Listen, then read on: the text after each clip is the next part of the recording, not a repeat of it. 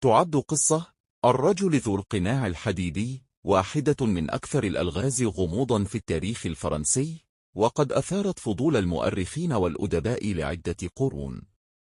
إليك أهم الحقائق والنظريات حول هذه الشخصية الغامضة. 1. الحقائق التاريخية. فترة السجن. نقل السجين بين عدة سجون فرنسية، أشهرها باستيل، وقضى في السجن نحو 34 عاما حتى وفاته عام 1703. القناع. على عكس الروايات الأدبية، لم يكن القناع من الحديد، لأن ذلك كان سيقتله بالصدأ أو التسمم، بل كان على الأرجح من المخمل الأسود. استخدم الحديد في القصص لإضفاء طابع درامي. السرية المطلقة. كان السجين تحت حراسة مشددة من قبل بين دوفرني دي سانت مارس، وهو ضابط سجون رافقه في كل تنقلاته. كانت الأوامر تقضي بقتل السجين فورا إذا كشف عن هويته لأي شخص. 2. أشهر النظريات حول هويته. تعددت التخمينات حول من يكون هذا الرجل الذي استحق كل هذا التعتيم.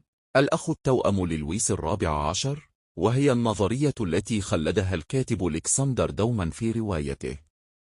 تقول إن الملك سجن أخاه التوأم ليمنع أي نزاع على العرش. الابن غير الشرعي. قيل إنه قد يكون ابنا غير شرعي للملك لويس الرابع عشر، أو حتى ابنا للملكة آنا النمساوية من علاقة سرية. الضابط أستاج دوجي. يميل معظم المؤرخين المعاصرين إلى أن السجين هو خادم أو ضابط بسيط يدعى أستاش دوجي يوستوش دوكر.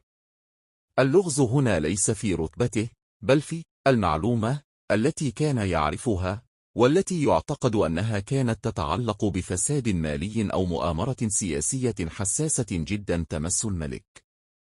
كونت إيطالي. هناك نظرية تشير إلى الكونت إركولي ماتيولي، وهو دبلوماسي إيطالي خان لويس الرابع عشر في مفاوضات سياسية. 3. السجين في الثقافة الشعبية. تحول اللغز إلى مادة دسمة للسينما والأدب، وأشهر معالجة له كانت فيلم ذا مان في ماسك 1998 من بطولة ليوناردو دي كابريو، والذي تبنى نظرية الأخ التوأم. ملاحظة تاريخية. سجل السجين عند وفاته في سجلات سجن الباستيل تحت اسم مستعار وهو مارشيولي، ودفن في مقبرة سان بول بباريس، وظل وجهه سرا لم يكشف حتى اليوم.